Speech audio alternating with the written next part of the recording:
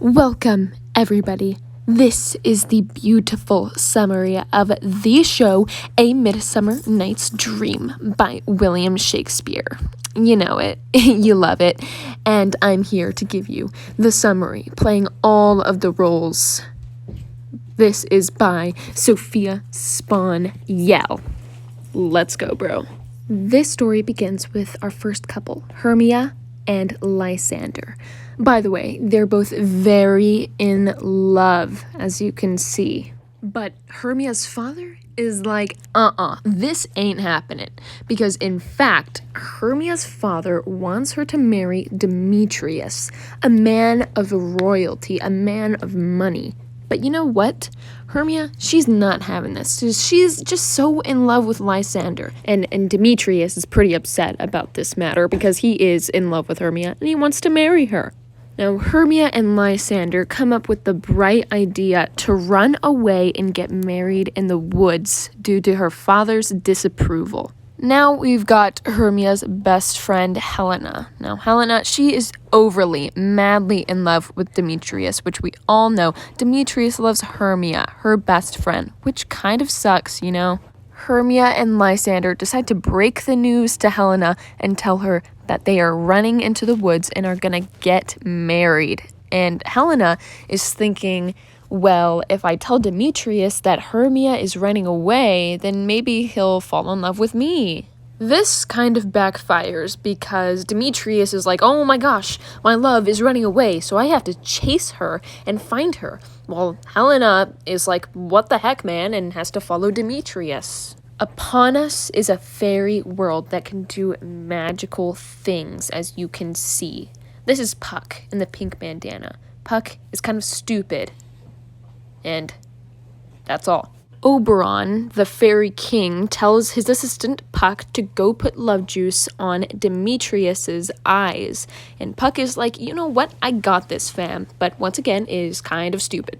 Oberon gives Puck the magical love flower, which will make anyone fall in love with the first thing they see. And Puck runs off with it.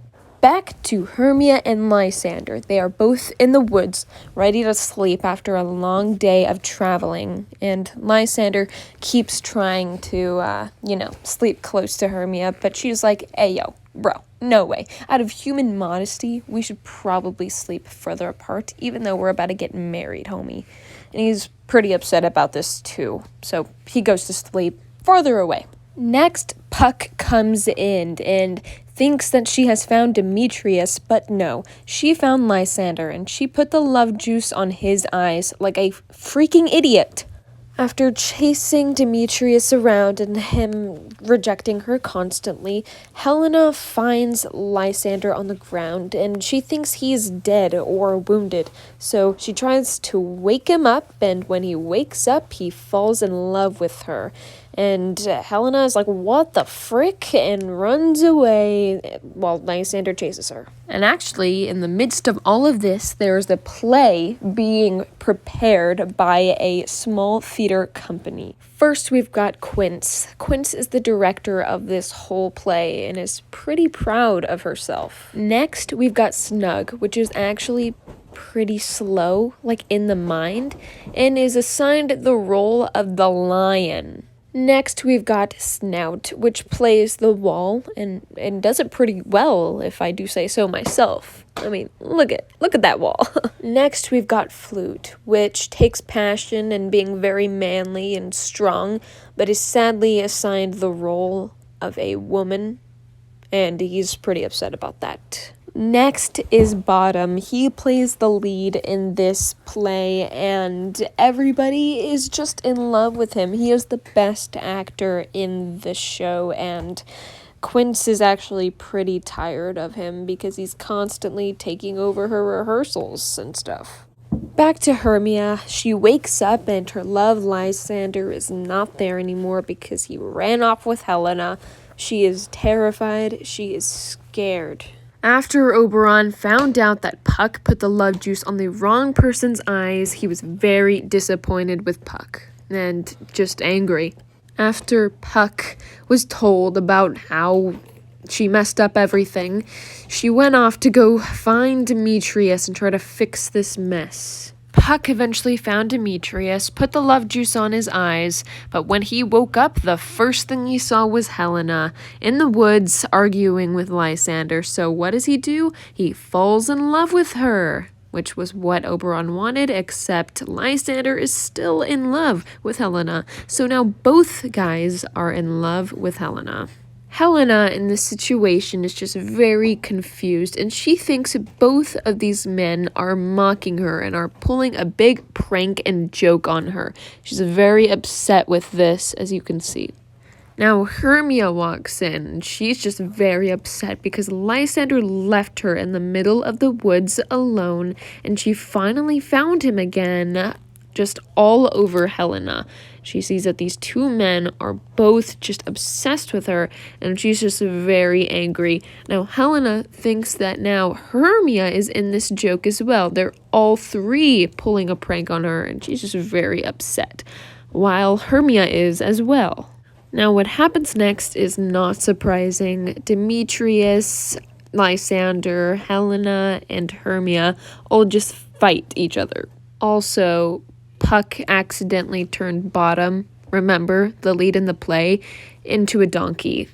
Also, for some reason, there's love juice on Titania's eyes, aka the Fairy Queen, aka Oberon's wife, and she wakes up and guess who she sees? The donkey, and she is now in love with the donkey. She has her fairies take him to her lair, and he is forced to stay there for an eternity. Now, Oberon is just going through a crisis. I mean, the four lovers are fighting because Puck didn't fix the real problem, and his wife is in love with the donkey. But here comes Puck saving the day. She put all four lovers to sleep, put the ones that were meant to be in love by each other, and she put the love juice on their eyes. She removed the donkey head from Bottom and pretty much just fixed everything. When the four lovers woke up, they fell in love with who they were supposed to fall in love with. So Hermia woke up and loved Lysander, and Helena woke up and loved Demetrius. Now, this was a tough time for the people that were in the play. They could not find their lead actor anywhere. Remember, he was still being released from Titania's lair, and they were just looking everywhere for him. They were scared that they were not going to be able to put on this show, man.